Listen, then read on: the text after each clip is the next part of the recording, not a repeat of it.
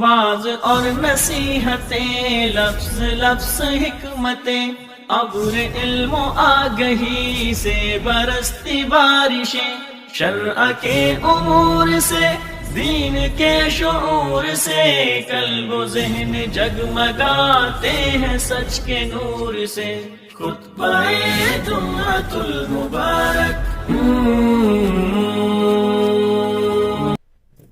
السلام علیکم ورحمۃ اللہ وبرکاتہ۔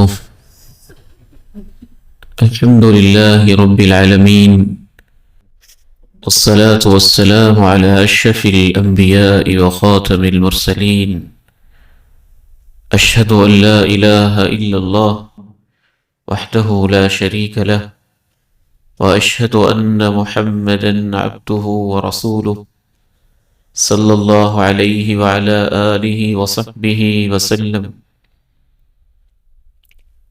اللہم صل علی محمد وعلى آل محمد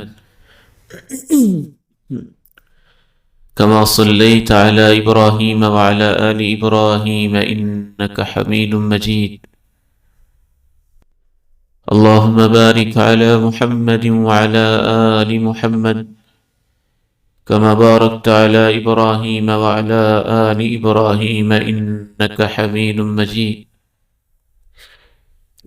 رب اشرح لي صدري ويسر لي أمري واحلل عقدة من لساني يفقه قولي۔ اللهم انفعني بما علمتني وعلمني ما ينفعني وزدني علما۔ اللهم احسن عاقبتنا في الأمور كلها وأجرنا من خزي الدنيا وعذاب الآخرة۔ رب اشرح لي صدري ويسر لي أمري واحلل عقدة من لساني يفقه قولي۔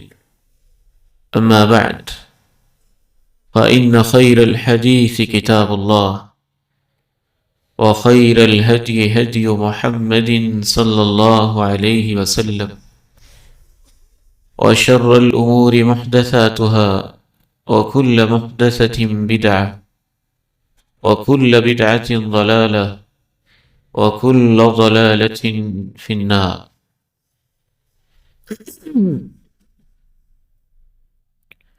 أعوذ بالله السميع العليم من الشيطان الرجيم، من همزه ونفخه ونفثه۔ بسم الله الرحمن الرحيم۔ تتجافى جنوبهم عن المضاجع يدعون ربهم خوفا وطمعا ومما رزقناهم ينفقون، فلا تعلم نفس ما أخفي لهم من قرة أعين جزاء بما كانوا يعملون۔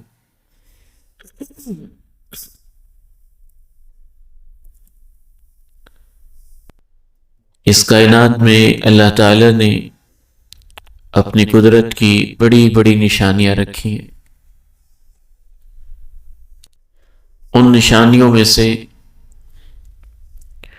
ایک بہت بڑی اللہ تعالی کی نشانی دن رات کا آنا اور جانا ہے۔ اللہ تعالیٰ نے انسانوں سے مخاطب ہو کر کہا، بتاؤ تو صحیح، اگر ہمیشہ رات ہی ہوتی تو دن کے اجالے تمہیں کون دیتا؟ اور بتاؤ تو صحیح، اگر ہمیشہ دن ہوتا تو رات کے لیے پرسکون نیند اور اندھیرے کے لمحات آپ کو کون دیتا؟ اسی کی عدل بدل سے پھر اللہ رب العزت کی دوسری بڑی نشانی یہ ہے کہ نہ صرف دن رات کو بدلتا ہے، اس میں کمی اور بیشی کرتا رہتا ہے، کبھی دن لمبے کبھی راتیں لمبی۔ پھر ایک تیسری نشانی اللہ رب العزت کی یہ بھی ہے کہ انسانوں کو مختلف طرح کے موسم دیتا ہے۔ یہ جو سردی کا موسم ہے، سلف صالحین کچھ حوالوں سے اس موسم کا انتظار کرتے تھے۔ ویسے تو پوری زندگی ہی انسان کو نیک اعمال کرتے رہنا چاہیے، لیکن خصوصاً کچھ نیکیاں ایسی ہیں جو انسان سردی کے اس موسم میں زیادہ بہتر طریقے سے کر سکتا ہے۔ آج کے اس خطبہ جمعۃ المبارک میں ان کی نشاندہی اور ان کی طرف اشارہ مقصود ہے۔ اللہ تعالیٰ سے دعا ہے کہ اللہ مجھے اور آپ کو عمل کی بھی توفیق نصیب فرمائے۔ سب سے پہلا کام جو سردی کے اس موسم میں کرنا چاہیے، ویسے بھی سارا سال جاری رہتا ہے لیکن اس موسم میں اس کا خصوصی اہتمام ہونا چاہیے، وہ وضو کی عبادت ہے۔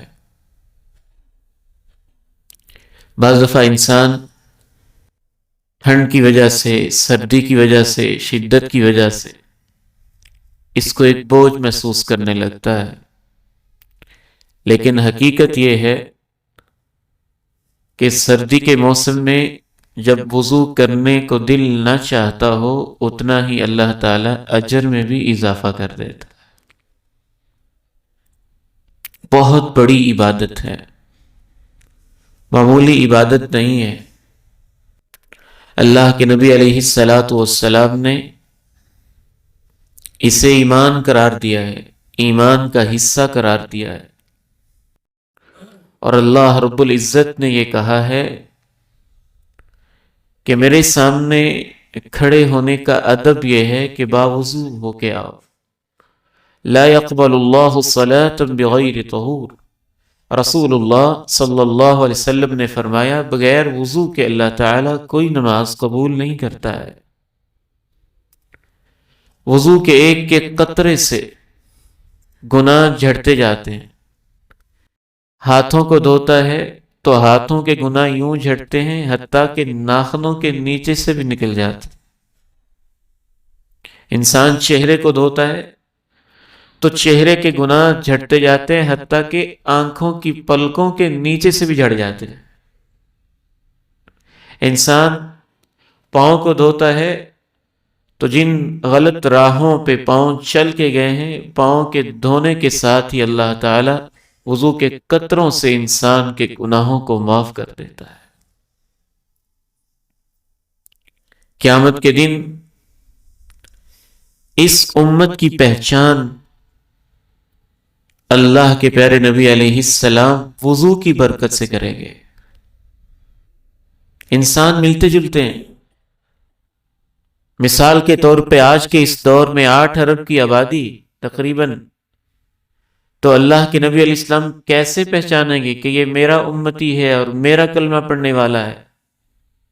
آپ علیہ السلام نے ارشاد فرمایا ان امتی یأتون یوم القیامت غرا محجلین من آثار الوضو، میری امت کے لوگ وضو کے نشانات کی وجہ سے ایسے آئیں گے کہ وضو والی ان کی جگہ چمک رہی، میں پہچان جاؤں گا کہ میرا امتی آ رہا ہے۔ تبلغ الحلیۃ من المؤمن حیث یبلغ الوضو، رسول اللہ صلی اللہ علیہ وسلم نے ارشاد فرمایا جہاں جہاں وضو کا پانی پہنچتا ہے کل قیامت کے دن جنتی شہزادوں کو وہاں وہاں اللہ جنت کے زیور پہنائے۔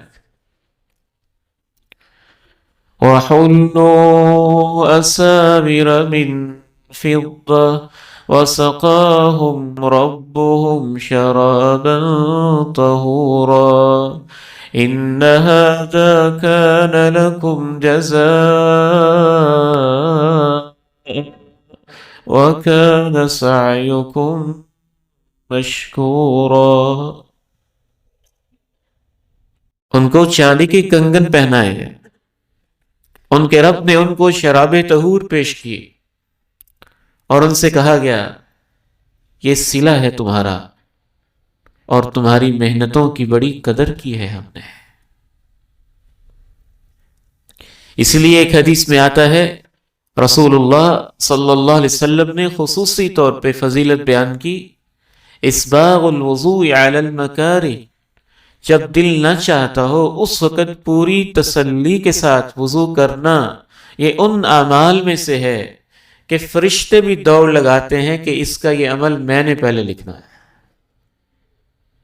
گناہ بھی مٹتے ہیں اور اللہ رب العزت درجات بھی بلند کرتا۔ اس کے برعکس اگر انسان کو تاہی کر جائے، جان بوجھ کے وضو صحیح طریقے سے نہ کرے، اللہ کے دربار میں کھڑے ہونے کے آداب کو ملحوظ خاطر نہ رکھے اور پاکی پلیدی کا خیال نہ کرے جان بوجھ کر، تو قبر کا سب سے پہلا عذاب بھی پاکی اور پلیدی کا خیال نہ رکھنے کی وجہ سے۔ ایک آدمی کے بارے حکم ہوا کہ اس کو 100 کوڑے لگائے جائیں، اس نے اللہ رب العزت کے فرشتوں سے کہا، اللہ تعالیٰ سے تخفیف کروائی، جیسے بھی اللہ نے چاہا تخفیف ہوئی، حکم ہوا 1 کوڑا لگایا جائے، 1 کوڑا لگایا گیا۔ امام کائنات علیہ السلام فرماتے ہیں کہ اس سے اس کی قبر آگ سے بھر گئی۔ اس نے پوچھا، میرے مولا یہ کس جرم کی سزا ہے؟ تمہیں اصلیت صلاۃ بغیر وضوء، تو نے ایک نماز جان بوجھ کے بغیر وضو کے پڑھی تھی۔ ومررت بمظلوم فلم تنصرہ، مظلوم کے اوپر ظلم ہو رہا تھا، تو دیکھ رہا تھا، چھڑا بھی سکتا تھا، تو نے اس کا خیال ہی نہیں کیا تھا۔ تو سردیوں میں پہلا کرنے کا کام خصوصاً وضو محبت سے کریں، دھیان سے کریں، شوق سے کریں۔ اس میں صحت کی بھی برکتیں ہیں، ایمان کی بھی برکتیں ہیں، اللہ کی رضا بھی ہے، گناہوں کی معافی بھی ہے۔ دوسرا کرنے کا کام یہ ہے کہ سردیوں کی راتیں بہت لمبی ہوتی ہیں۔ اہل ایمان کی یہ نشانی ہے، وہ دن کے کچھ حصے میں بھی قرآن کی تلاوت کرتے ہیں اور رات کے کچھ حصے میں بھی قرآن کی تلاوت کرتے ہیں۔ رسول اللہ صلی اللہ علیہ وسلم ارشاد فرماتے ہیں، الصیام والقرآن یشفعان للعبد یوم القیامہ، قیامت کے دن روزہ اور تلاوت قرآن اللہ کی عدالت میں گناہگار بندے کی سفارش کریں گے۔ روزہ کہے گا، اللہ میں نے اس کو بھوکا اور پیاسا رکھا، اور قرآن کہے گا، اللہ میں نے اس کو راتوں میں جاگتا رکھا۔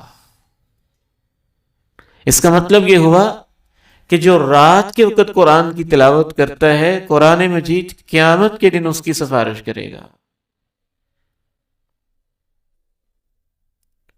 حضرت اسید ابن حضیر رضی اللہ تعالی عنہ مدینہ منورہ میں اپنے گھر میں بیٹھ کے رات کے وقت قرآن کی تلاوت کر رہے تھے، اور آسمانوں سے فرشتے یوں ایک جھرمٹ کی طرح ان کی تلاوت کو سن رہے تھے۔ اللہ کے نبی علیہ السلام فرماتے ہیں کہ میں نے اپنے صحابہ کے گھر دیکھے نہیں ہوئے، لیکن میں جب ان کے گھروں سے گزرتا ہوں تو اندر سے جو قرآن کی تلاوت کی آوازیں آتی ہیں، میں پہچان جاتا ہوں کہ یہ میرے فلاں صحابی کا گھر ہے۔ تو رات کو قرآن کی تلاوت کرنا، اس کا اپنا اجر ہے، اس کا اپنا ثواب ہے، اور خصوصاً آپ علیہ السلام نے فرمایا، قرآن مجید میں ایک سورت ہے جس کی 30 آیات ہیں، ایک بندہ اس کی تلاوت کیا کرتا تھا، اور قبر میں جب پہنچا تو وہ قرآن کی 30 آیتوں والی سورت آئی، اور اس نے کہا اس بندے کو عذاب نہیں ہو سکتا۔ المانع من عذاب القبر، وہ عذاب قبر سے بچانے والی سورت ہے، سورہ ملک کی خاص فضیلت ہے اس کی تلاوت۔ قرآن مجید کے ساتھ ہمارا تعلق بہت گہرا ہونا چاہیے۔ نبی علیہ السلام کی زندگی سے یہ محسوس ہوتا ہے کہ آپ کے دن کا آغاز بھی قرآن کی تلاوت سے ہوتا تھا، اور رات کا آغاز بھی قرآن مجید کی تلاوت سے ہوتا تھا۔ ابھی آپ بستر پہ بیٹھے ہوتے تھے، صبح اٹھتے تو یہ آیت پڑھتے تھے، ان فی خلق السماوات والارض واختلاف اللیل والنہار لآیات لأولی الألباب الذين يذكرون الله قياما وقعودا وعلى جنوبهم ويتفكرون في خلق السماوات والأرض ربنا ما خلقت هذا باطلا سبحانك فقنا عذاب النار۔ یقیناً دن رات کے آنے جانے میں، زمین و آسمان کی تخلیق میں بڑی بڑی نشانیاں ہیں عقل والوں کے لیے، جو غور و فکر کرتے ہیں اور پھر پکار اٹھتے ہیں، اے ہمارے رب، تو نے یہ سب کچھ بے مقصد پیدا نہیں کیا، ہمیں جہنم کے عذاب سے محفوظ فرما لے۔ تو دوسرا کام، رات میں کچھ حصے میں قرآن مجید کی تلاوت کرنا، بہت بڑا کام ہے یہ، اور خصوصاً سردیوں میں چونکہ راتیں لمبی ہوتی ہیں، اگر آپ کو ایسی مجلس مل جائے، ایسے ساتھی مل جائیں، ایسے فیملی ممبرز مل جائیں کہ آپ مل کے قرآن مجید کی تلاوت کر لیں۔ اب اردو کے اندر ترجمے بھی موجود ہیں، تفسیریں بھی موجود ہیں۔ سردی کی راتوں میں سارے لوگ گھر میں بیٹھے ہوں اور روزانہ ایک آیت ترجمہ اور تفسیر کے ساتھ پڑھ لیں، کتنی برکتیں ہوں گی اس گھر میں، کیا خیر ہوگی اس گھر میں، کیا بھلائیاں ہوں گی اس گھر میں۔ خصوصاً سردی کی راتوں میں قرآن مجید کی رات کے وقت تلاوت اس لیے بھی اہم ہے کہ بہت پرسکون ماحول میں آپ بیٹھ سکتے ہیں آرام سے، لمبی رات ہے، طویل رات ہے، اور ساری رات نیند پوری بھی ہو جائے تو بس یوں ہی خواہ مخواہ سستی کی وجہ سے لیٹے رہنا، یہ ان لوگوں کا شیوا نہیں ہے جن کی نگاہیں موت، قبر اور آخرت پہ ٹکی ہوتی ہیں۔ تیسرا کام، رات کے وقت قرآن کی تلاوت کا ویسے ہی بڑا ثواب ہے، اور اگر آپ باوضو ہو کے نفلوں کے اندر تلاوت کریں تو اس کا ثواب اور بڑھ جاتا۔ رسول اللہ صلی اللہ علیہ وسلم نے ارشاد فرمایا، من قام بعشر آیات لم یکتب من الغافلین، جو رات کے وقت نماز میں صرف 10 آیتیں پڑھ لیتا ہے، اللہ اس کا نام غافلوں سے باہر کر دیتا ہے۔ چھوٹی سی فضیلت نہیں ہے، غافلوں سے نکل گیا وہ، کہ میرا یہ بندہ غافل نہیں ہے۔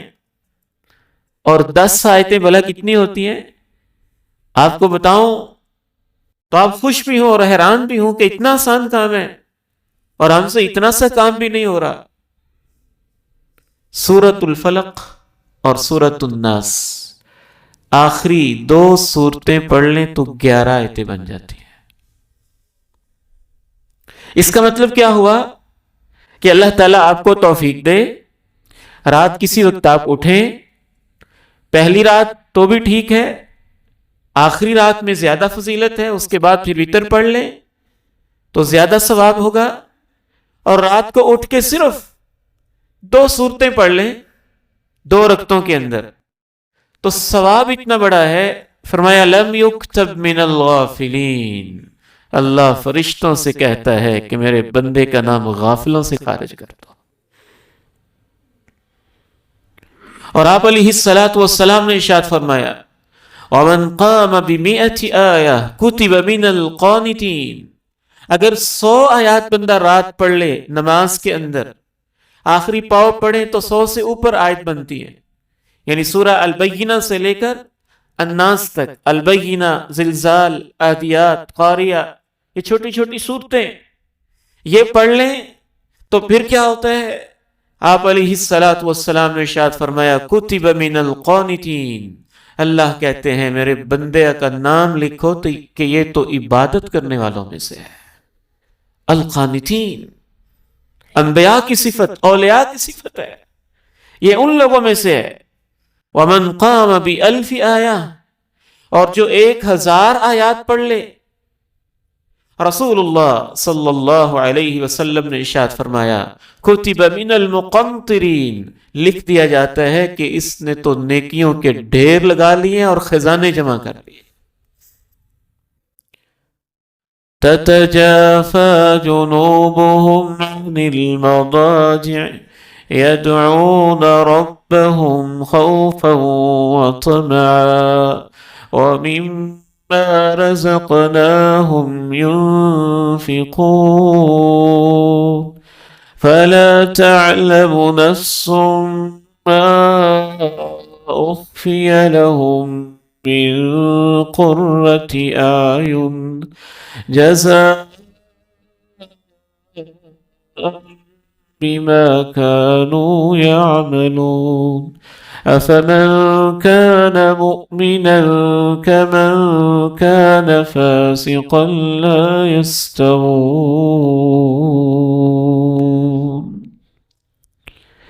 اہل ایمان کی علامت اللہ نے اس صورت میں بتائی، ان کے پہلو بستروں سے جدا ہو جاتے ہیں، وہ اپنے رب کو جہنم کے خوف سے اور جنت کے شوق میں پکارنے لگتے ہیں، اور دن میں جو ہم نے ان کو دیا ہوتا ہے یا رات میں اس میں سے خرچ بھی کرتے ہیں، جن کے اندر یہ کوالٹیز آ جاتی ہیں کہ رات اپنے بستر سے اٹھ کے دعائیں کرنے لگتے ہیں، عبادت کرنے لگتے ہیں اور میری راہوں میں خرچ کرنے لگتے ہیں، ان کو کیا ملے گا؟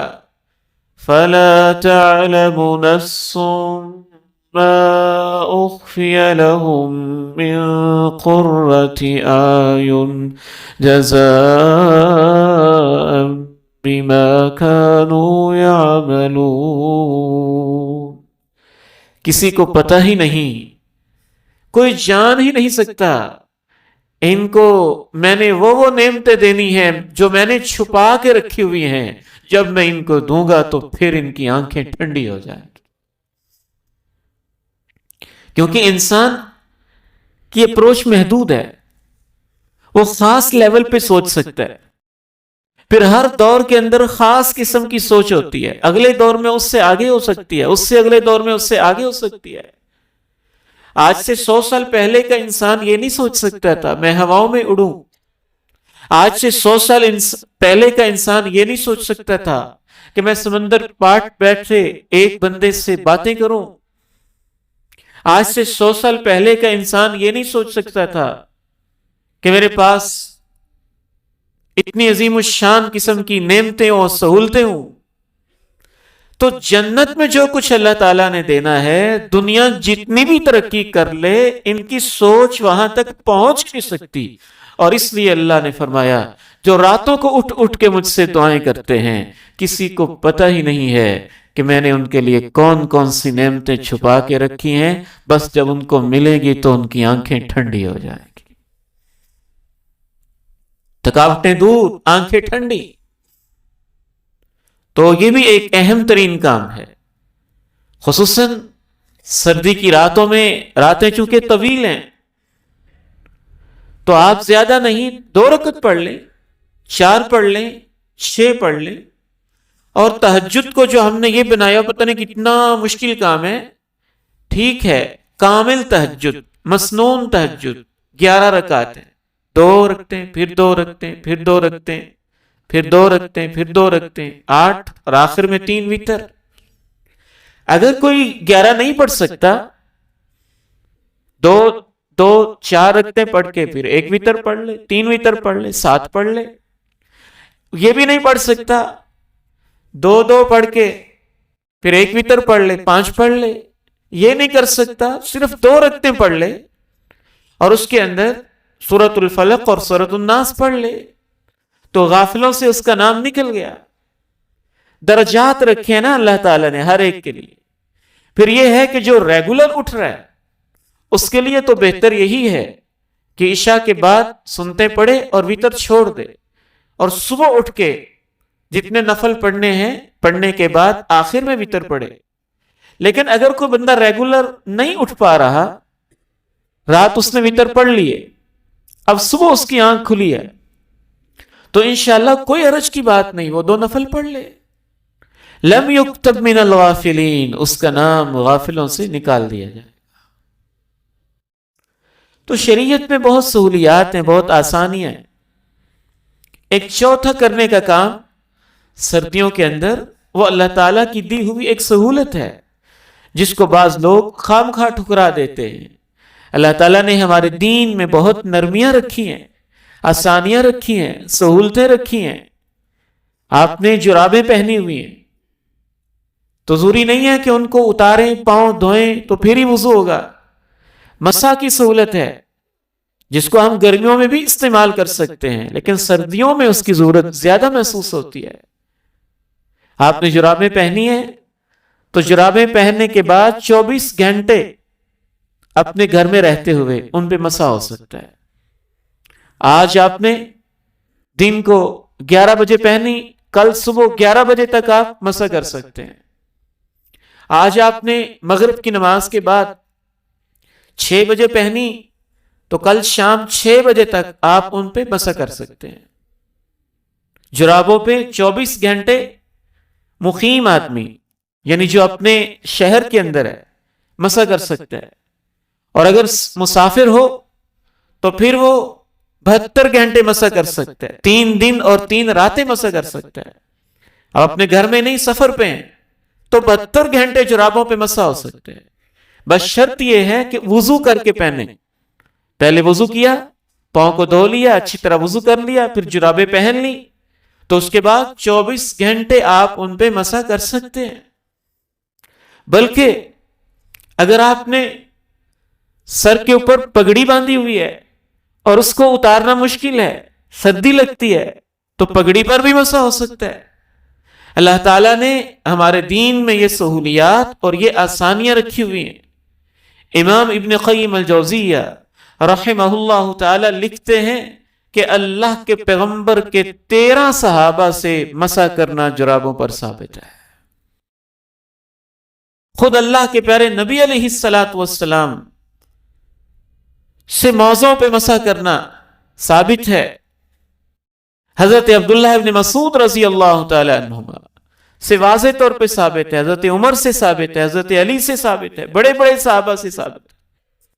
بلکہ ایک صحابی نے تو جرابیں پہنی ہوئی مسح کرنے لگے تو کسی نے کہا کہ آپ جرابوں پہ مسح کر رہے ہیں.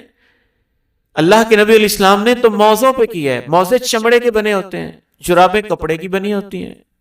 تو اللہ کے پیارے نبی علیہ السلام نے موزوں پہ کیا ہے، آپ جرابوں پہ کر رہے ہیں، یہ کپڑے کی بنی ہے.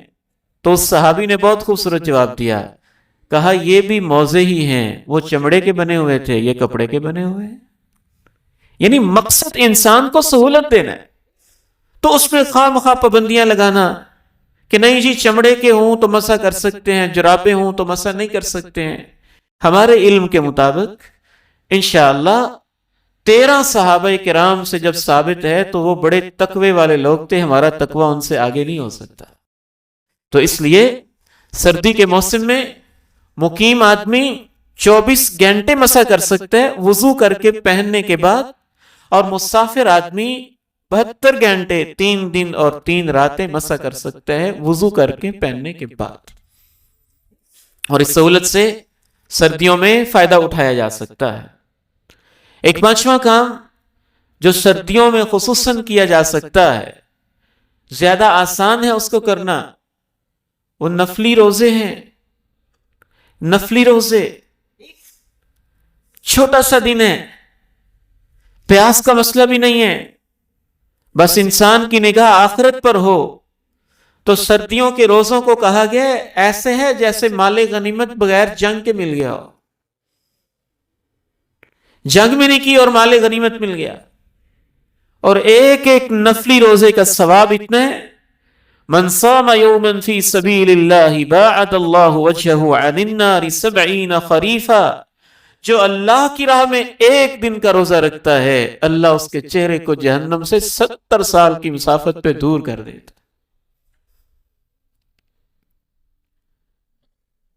والسابقون السابقون اولئک المقربون فی جنات النعیم ثلۃ من الاولین وقلیل من الآخرین۔ نیکیوں میں آگے بڑھنے والے، ان کے تو کیا ہی کہنے، یہ اللہ کے قریب ہو جاتے ہیں۔ پہلی جماعتوں میں سے یہ لوگ زیادہ تھے، بعد والوں میں تھوڑے سے ہیں، بعد والوں میں تھوڑے سے ہیں۔ ایک اعرابی دعا کر رہا تھا، یا اللہ مجھے تھوڑے لوگوں میں شامل کر دے، تو صحابی نے کہا یہ کیا دعا ہوئی تھوڑے لوگوں میں شامل کر دے؟ تو کہنے لگا اللہ نے اپنے قرآن میں کہا کہ شکر گزار بندے تھوڑے ہی ہوتے ہیں، تو سبقت لے جانے والے بھی تھوڑے ہی ہوتے ہیں، جن کی نظر مرنے کے بعد اور آنکھیں بند ہونے کے بعد والی زندگی پہ ہوتی ہے، کہ وہ بھی ہے۔ صحابی رسول رب تعالیٰ کے پاس جا رہے تھے، بہت رو رہے تھے، ساتھیوں نے پوچھا آپ اتنا کیوں روتے ہیں؟ کہنے لگے قلت الزاد و بعد السفر، سفر بہت لمبا ہے اور سامان تھوڑا ہے، سفر لمبا ہے اور سامان تھوڑا ہے، میں اس لیے رو رہا ہوں، زندگی کا تو کوئی اعتبار نہیں۔ تو جتنی نیکیوں کی اللہ تعالیٰ توفیق دے، خصوصاً جوانوں کو اس عمر میں کر گزرنی چاہیے۔ بڑھاپے میں بیماریاں، تکلیفیں، دکھ، درد، ٹیسیں، پتہ نہیں کیا کچھ، تو اس لیے ان نیکیوں کو بڑھاپے کے اوپر پینڈنگ نہیں رکھنا چاہیے کہ نیک تو بڑے ہو کے ہوں گے۔ وہ نوجوان جو جوانی اللہ کی عبادت میں لگاتا ہے، اللہ کے پیارے نبی علیہ السلام فرماتے ہیں اللہ اسے اپنے عرش کا سایہ نصیب کرتا ہے، تو اللہ کے بڑے قریب ہوتا ہے۔ اللہ کے نبی علیہ السلام کتنے اللہ کے مقرب تھے، کتنی عظیم ہستی تھے، اس کے باوجود پوری زندگی سوموار جمعرات کا نفلی روزہ رکھتے رہے۔ اگر ہم وہ مستقل نہیں کر سکتے تو کم از کم جتنا کر سکتے ہیں، خصوصاً اس موسم میں آپ بھی سوموار جمعرات کو رکھ لیں، اور مائیں بہنیں جن کے روزے قضا ہو گئے مخصوص ایام کی وجہ سے، یا وہ مریض جن کے روزے رہ گئے مرض، بیماری، بخار کی وجہ سے، یا آپ نے روزہ چھوڑا تھا سفر کی وجہ سے، تو وہ تو فرضی روزہ ہے، اس کی قضا ضروری ہے۔ تو عام دنوں میں مشکل ہوتی ہے، ان دنوں میں اس کی قضا بھی آسان ہوتی ہے۔ تو جنہوں نے قضا دینی ہے وہ قضا رکھ لیں، اور جنہوں نے شوق سے جنتوں میں آگے بڑھنا ہے اور نفل کا زیادہ ثواب لینا ہے، وہ ان دنوں میں نفلی روزے کا اہتمام کر لیں۔ ایک دو آخری باتیں کر کے میں آپ سے اجازت چاہتا ہوں۔ ایک اور خاص کرنے کا کام ان دنوں میں یہ ہوتا ہے کہ آپ کے دائیں بائیں، آپ کے محلے میں، جاننے والوں میں، رشتہ داروں میں غریب مسکین لوگ جو سردی سے ٹھٹر رہے ہیں، ان کے پاس کہ جیکٹ نہیں ہے، گرم کپڑے نہیں ہیں، گرم ٹوپی نہیں ہے، وہ بیچارے مسکین سردیوں میں پتہ نہیں کیسے سردیاں گزارتے ہیں۔ اور آپ جانتے ہیں آج کل تو مہنگائی اتنی ہے کہ غریب کے لیے ایک لحاف کا انتظام کرنا، رضائی کا انتظام کرنا، یہ تک مشکل ہو گیا ہے۔ اور بہت ممکن ہے ہمارے اپنے محلے کے اندر بھی ایسے لوگ ہوں، وہ شرماتے ہوں، کسی سے نہ کہتے ہوں، تو ان کے لیے لباس کا آپ انتظام کر دیں، اور جنت کے لباس اللہ آپ کے لیے تیار فرما دے گا۔ یہ کرنے کے کام ہیں، ان پہ توجہ دینے کی ضرورت ہے۔ ایک آخری بات عرض کر کے میں آپ سے اجازت چاہتا ہوں۔ ویسے تو ہر وقت ہی بوڑھے والدین کا خیال رکھنا چاہیے، لیکن سردی میں ان کا زیادہ خیال رکھنا چاہیے۔ سردی کے موسم میں خون کی ایسی ہوتی ہے کہ اچھے بھلے لوگ بھی ڈپریشن میں چلے جاتے ہیں، خاموشی سی ہوتی ہے، طویل راتیں ہوتی ہیں، ان کا اکیلے دل نہیں لگتا، تو ہم صرف اپنے بیوی بچوں کے پاس ہی بیٹھے رہ جائیں اور ساتھ کمرے میں لیٹے ہوئے بوڑھے والدین کا خیال ہی نہ ہو کہ ان کے پاس بیٹھ کے بھی گپ شپ کر لیں، ان کے پاس بیٹھ کے بھی باتیں کر لیں۔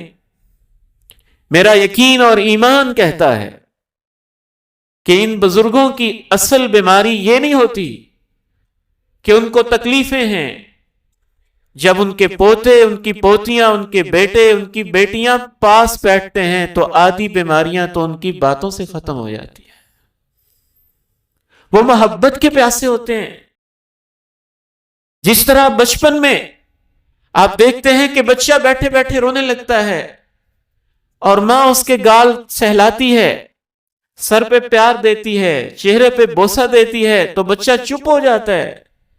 جب والدین بوڑھے ہوتے ہیں تو ان کی آنکھوں میں بیٹھے بیٹھے آنسو آتے ہیں، اور جوان بیٹے کے ہاتھ جب اس کے پاؤں پہ لگتے ہیں اور اس کے سینے پہ لگتے ہیں اور وہ اس کے پیشانی پہ بوسہ دے کے پیار سے بیٹھتا ہے تو اس کو سکون ملتا ہے، آرام مل جاتا ہے۔ إِمَّا يَبْلُغَنَّ عِندَكَ الْكِبَرَ أَحَدُهُمَا أَوْ كِلَاهُمَا فَلَا تَقُلْ لَهُمَا أُفٍّ وَلَا تَنْهَرْهُمَا وَقُلْ لَهُمَا قَوْلًا كَرِيمًا۔ دونوں یا ان میں سے ایک تیرے پاس ہوتے ہوئے بڑھاپے کی عمر کو پہنچ جائے تو ان کو اف نہ کہنا، جھڑک کے ڈانٹ سے سخت لہجے میں ان سے بات نہ کرنا، نرمی سے بات کرنا، نرمی سے بات کرنا۔ مفسرین نے لکھا ہے کہ فرما بردار بیٹا وہ ہوتا ہے جو اپنے ماں باپ کے سامنے ایسے رہتا ہے جیسے وہ مجرم ہو جس نے بادشاہ کے حق میں کوئی جرم کیا اور اس کا غلام تھا، اور جرم کرنے کے بعد پھر اس کو پکڑا گیا اور بادشاہ کے سامنے سر جھکا کے کھڑا رہتا ہے۔ یہ والدین اس کے بادشاہ ہیں۔ فرما بردار بیٹے اپنے والدین کے سامنے ایسے رہتے ہیں۔ اگر ان کو ڈر لگتا ہو کہ میں اپنے بیٹے سے بات کروں تو یہ پتہ نہیں کیا جواب دے گا، تو پھر آپ خطرے میں ہیں، پھر اس نوجوان کی زندگی خطرے میں ہے، پھر اس نے اپنے والدین کے احترام کا حق ادا نہیں کیا۔ اہل علم نے یہاں تک لکھا اگر آپ کے پاس ایک کپڑا ہے اور اس کے اندر ڈسٹ ہے اور آپ والدین کے پاس جھاڑیں اور اس ڈسٹ کے کچھ ذرات ان کے چہرے پہ پڑ جائیں تو آپ نے جو قرآن مطالبہ کرتا ہے وہ والا احترام اپنے والدین کا نہیں کیا۔ تو اس موسم میں بعض طبیعتوں پہ اداسی کی کیفیت چھا جاتی ہے، اس کو اداس موسم بھی کہا جاتا ہے۔ تو بزرگوں کی ویسے ہی ان کے لیے ماضی کے تجربات اور حالات بتاتے ہیں، ان کے لیے سردیاں مشکل ہوتی ہیں، پتہ نہیں وہ کتنے وقت کے لیے آپ کے پاس مہمان ہیں، تو ان کو خاص وقت دیں، ان کے پاس وقت گزاریں اور اس موسم میں ان کا خاص خیال رکھیں۔